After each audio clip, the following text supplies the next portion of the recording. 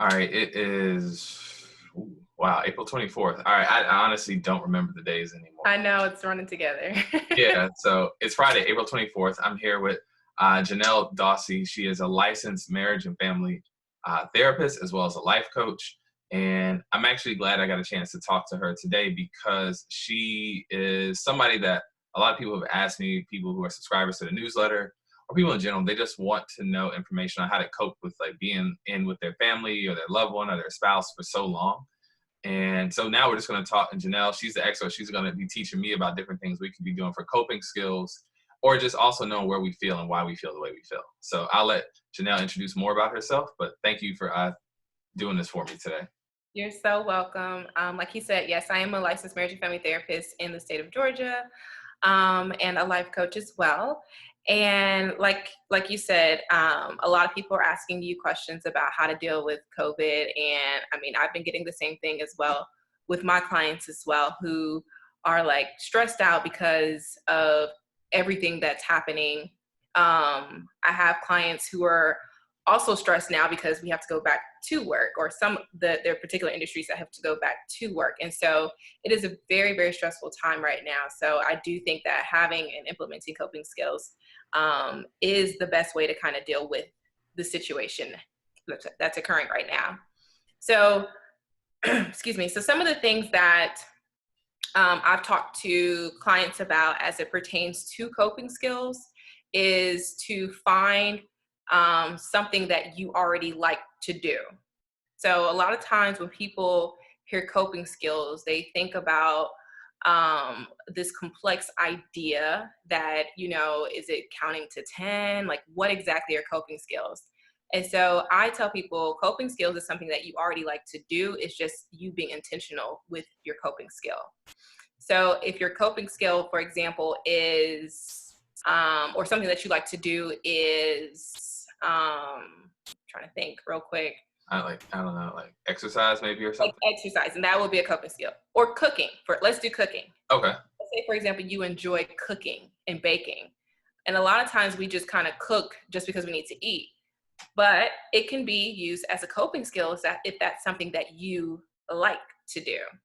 Because essentially what coping skills are meant to do is just to take your mind off of things. And so if you're doing something that you already like to do, then it's real easy for you to become fully engaged in that particular activity.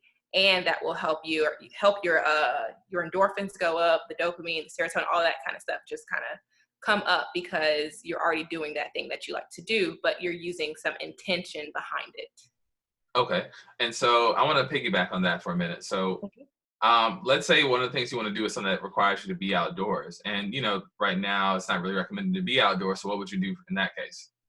Gotcha. So give me an example of something that maybe you would do outdoors that you may not be able to get to. Okay, I'll do two things. One of which, let's say your coping thing is to go run, right? And so let's say I'm a runner and I want to go run, down Peachtree Street. That's like 27 miles. That may not be a great idea, but what could I do in replace of that? Gotcha. So could you run around your neighborhood? Okay. Right? Yeah. So it may be done on a smaller spectrum, but I mean, you can still technically go outside. It's just the distancing part. So you can still run around your neighborhood if that works better. It may suck because you may not be able to explore as much. Like if you were running down Peachtree Street, I mean, you see different landscapes and things like that. But you can still enjoy the time that you are running around in your neighborhood. Another thing that I talk to people about is something that's called mindfulness, which I'm sure a lot of people have heard about, but they don't really understand it too much. But mindfulness is just trying to be in the present moment. And so that means just taking in what is happening around you. So let's say, for example, you are running, you can pay attention to what things look like around you. You may try to pay attention to things that you've never noticed before. So again, going back to running around in your neighborhood, I've run around in my neighborhood before and I'm like, wow, I've never seen that thing before because I'm not paying attention to it. But if you're being mindful and running around your neighborhood and trying to be in that moment, in that present reality, then you may start to notice certain things, or you may hear, the birds chirping, or, you just want to really enjoy the moment that you're in. Got you. Okay, so now I'm going to ask you, this is more on the family side of it. I've had a few people say, I want to start with kids first. I've Mhm. had some people who are parents with kids, and they're just like, you know what, I love my kids, but they're getting on my nerves, and I don't know what to do. I feel like I'm trapped with like 2 or 3 other people I want to get rid of. So what do you say to that? Right. Totally understandable. And so for the kids, I know the kids are bored out of their minds. One, because this is a technology age, and the kids, at least when I was younger, we used to go outside a lot. The kids, they don't really do that as much anymore. So this is really, to me, like a shock for them in terms of like, how do I develop other hobbies and coping skills outside of playing video games and being on the internet? Because they're easily bored with that. And so something that I would encourage is maybe doing some family activities. So like, I know like people were doing the TikTok dances, which I thought was really fun. Doing puzzles, you can do board games, things like that with your family. And then the other thing is for the adults is to take some me time. So separate yourself from the kids. Go to a room, wherever that is. If it's men, go to your man cave, or women, you go to your whatever we call the ladies' den. I don't know what we call it. Yeah. But just to get away and separate yourself from kids, husband, whoever, just so that way you can have some time to replenish and refresh. Okay. And now I want to bring that segue into that, like the spouse partner aspect of it. Some people have spouses or partners, and for a lot of them, this is either becoming like the best time they've ever had with their spouse, or this is becoming the worst time. So what do you have for people in both of those camps? Right. So for people who are experiencing the best time of their lives, I say continue to enjoy the best Okay. time of your life. I feel like, couples are either having way too much sex during this time, or they are like nearing divorce because of the Yeah. amount of arguing. And I think a lot of it has to do with how things were prior to COVID. So if you already were not communicating that well before this, well, of course, it's going to feel like hell while you're living with your partner who you have to see every single day, right? Yeah. So it's all about how you communicate with your partner and trying to, it's such a like more in-depth conversation to have as it pertains to how to communicate, because what I try to help a lot of my couples with understanding is that you have to listen to your partner. And I know it's so simple, but at the same time, it is a very difficult skill for people to really get under their belt, because listening is a lot more than just hearing what another person is saying. It's actually taking time to comprehend. It's actually taking time to be engaged. It's something that's considered active listening. And so a lot of times people try to respond before actually hearing what their partner is saying. So when people are struggling with communication, the one skill I implement all the time is listening. What actually is your partner saying? Because we will interpret things and run with it. And it's like, that's not at all what your partner is saying. Okay. Yeah. Okay. So can you give me an exercise that somebody could do on just like how to listen better? So very simple, right? So let's say you have 2 people sitting in a room together, and let's say the wife says, babe, I would love if we could spend a lot more time together instead of you always watching TV. And the husband just repeats literally what she just said. So it sounds like you're saying that you miss me and that you don't want me to spend as much time watching TV. That's it. And then the wife would say, yes, that's exactly what I'm saying. And so the wife will feel heard, and the husband will get a better understanding of what the wife is trying to say. Well, a lot of times what happens is if the wife says, I miss you, you seem to be, every time I want to hang out with you, you're always watching TV. What typically happens is the husband's like, no, I'm not always watching TV. Yeah. I do spend time with you, right? And now we're arguing. But if a partner just gives back that person exactly what they said, it will change the way that the whole dynamic of conversation will go. Okay. And so now I got to ask you in regards to like things like that. What has been something you've been seeing right now through some of like your clients that you are privy to kind of even just kind of give a general summation about what's been you've been seeing so far? With couples? Yeah, couples related to COVID.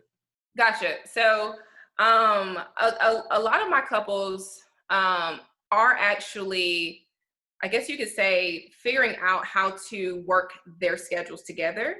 So that way, because a lot of my couples are still working, and so that plays a big part, because they still do have a little bit of time to separate and go to their jobs. But it is the scheduling part, and like I said, the time away, just to have their own separate things, instead of constantly feeling like they're up under the other person. So even if they happen to work, like if their desks are in the same area, okay, take 1 hour out of the whole day to just go elsewhere in the house. Like I said, just so you can get that refresh. Okay. And Yeah. so thank you for that. And so I got another question to ask you then, which is something I've seen as well through some of like the things I see online or people who are maybe subscribers to this newsletter will say, which is, I got a husband, I got a wife, we got kids, we got dogs, we got granny here. I don't feel like I have time for me anywhere I go. What do you say to people like that who don't feel like they can go anywhere? Gotcha. Outside. You can Okay. easily go on the porch, go walk around. If you don't feel like there's any room in the house, take a moment outside. And what I've been encouraging people to do is plan your me time. You have to plan your me time. Otherwise, people are going to constantly pull you into doing different things. But Gotcha. if it's planned out, if you already have an idea of, I'm going to do X, Y, and Z at this time, you let everybody else know so they can be on board as well. And then you go and have that time uninterrupted. Okay. You got to And plan for it. Okay. And so I want to ask you also, one thing I've seen is another thing is somebody who lives completely alone from everyone. Yeah. So what tips could you give somebody who lives completely alone? Right. So for someone who lives by themselves, I encourage them to kind of the same thing that I just said in terms of to plan out your day. It doesn't have to be so rigid and structured, but if you have a plan for how you foresee your day, then it becomes a little bit easier to occupy that time so you don't feel bored.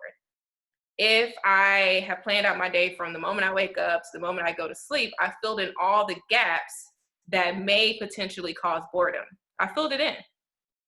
And so, like I have a couple of people who are by themselves and they're like, I'm sick of being here and stuck in between these four walls. And then I end up just sitting on the couch and watching TV all day, watching Netflix all day. And so I encourage them, get up, plan your day out. You could look on YouTube and find, something that you've always been interested in and, do a hobby from there or put together some things, but take some time to plan out your day. Okay. Schedule time to talk to other people, get on FaceTime, use your apps as best as you can. Okay. So I actually have two questions I want to ask you. The first one being is that have you seen anything related to people who said maybe, the quarantine's going on, my mental health isn't quite where it should be yet?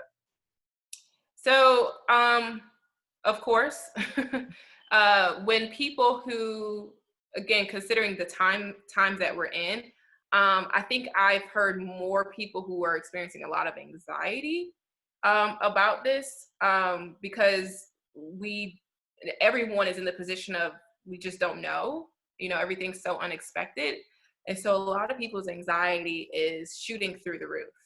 I actually have a friend who works in healthcare. Her anxiety is going through the roof because Oh, wow. she's in it. I see, these patients. I hear about, the people who are being brought in, and it's just the unexpected, the unknowing part of this whole thing. I mean, financially, for a lot of people, again, we don't know, and so a lot of people's anxiety is going up. And the longer I think that this goes on for, I think we'll start to see the depression rate go up as well. Okay. So I'm going to ask in regards to the depression side, like what are some, maybe I'm phrasing this wrong, so correct me. Is it possible someone to maybe avoid depression going into this, or something they could do to kind of like overcome it during this phase, or like what would be something you could say to that? Well, the good thing about what's happening now is that a lot of mental health providers are doing telehealth therapy. And so I definitely encourage people who are experiencing depression to definitely reach out to a therapist. Okay.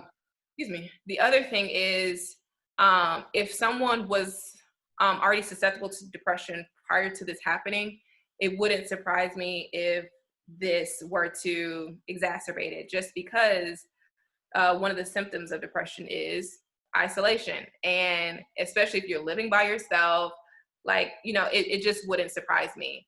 And so going back to what I said, for people who are living by themselves, if you are able to plan out your day and you are able to stay in contact with friends and family, then the likelihood of your depression being bad may not be as terrible, because you're trying to stay on top of it.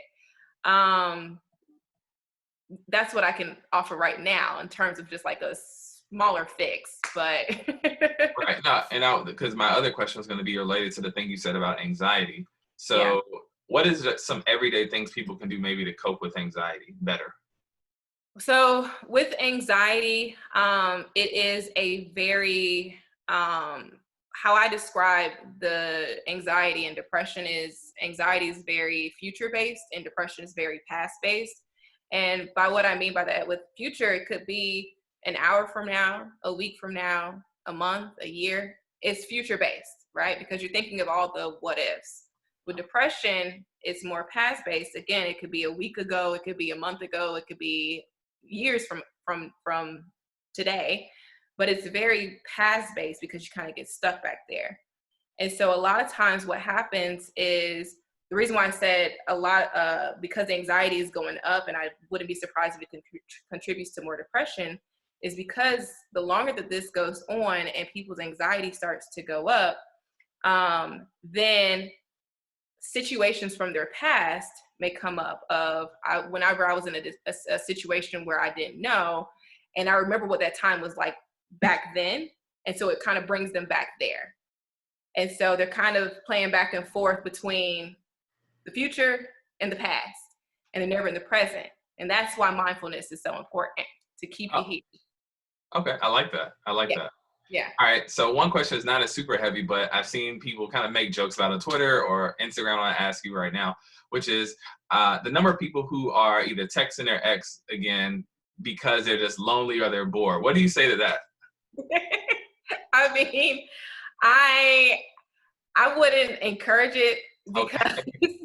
That's fair. That's fair. That's fair. I mean, I get why people are doing it. They're Yeah. lonely, they're bored. I get it. But how a lot of times how I feel about relationships that have ended, it's likely ended for a reason. And so it's no point in trying to rehash old things. But it can be very easy to fall into the trap when you are lonely. So if Okay. an ex hits another ex up, they both lonely, now Yeah. we can entertain each other. Okay. But what will it look like post-COVID, you know? That's a good point. Okay. Yeah. I just had to ask. Some people get really in their feelings this time of year. So. Of course. Okay. I like that. And so I got to ask you then. You have a podcast. Can you explain to people what your podcast is? Yes. So my podcast is called The Imperfect Couch, and it is the reason why me and my co-host did this is because we wanted to talk about mental health and the church, specifically Christianity, because a lot of times I grew up in a Christian household. Christianity, mental health was not a thing. If we talk about mental health, that means you probably got the devil in you. And so we wanted to just talk about it just freely, just about, our lives as Christians, and also how it relates to mental health. And we haven't been doing it as much, but in like past episodes, we've tried to talk about, people who have experienced mental health issues in the Bible. because it's all there. It's just that we've never really looked into it before. Okay, because I'm going to be honest with you. I didn't know anything about mental health issues in the Bible. So who had mental health issues in the Bible? It's honest, a lot of people. Let's put it that way. Okay. Well, we can do Job. Job was depressed. Obviously, he got everything taken away from him. Yeah. Who would be depressed in that situation, right? And there was a point in there when he said, like, God, just take me. Like, I'd rather just die. That is very hopeless talk. So again, he got everything taken from him. It doesn't surprise me that he experienced depression. Aaron experienced anxiety. You had a ton of people in there who experienced trauma. Oh, okay. Yeah. Okay. I like that. And so where can people find that podcast at? It's on Spotify and Apple Podcast and Google Play. Okay, cool. And so Janelle, is there anything else you want people to know about you or what you do, or like maybe things related to Corona or anything like that? If anyone wants to find me, you can find me at JanelleDorsey.com or on Instagram at Janelle Dawsey, Facebook at Janelle Dawsey. I kind of keep it simple. Okay, and I spelled Dawsey. Dawsey. Okay. And thank you for this, Janelle. And I'm glad you took out some time to even just talk on a Friday night. I don't even know what day it is, to be honest, but like to talk and just let people know what's going on. I really appreciate you for that. And thank you for having me. All right. Thank you. Once again, I'm King Williams. If you are a subscriber to the newsletter, please let me know what you think at iamkingwilliams.substack.com. Again, iamkingwilliams.substack.com. Or if you listen to this podcast, you've probably heard it wherever you get your podcast from, at the Neighborhood Watch, on all social media channels at Watch the Hood. So Watch the Hood. Thank you very much, Janelle, and thank you guys for tuning in.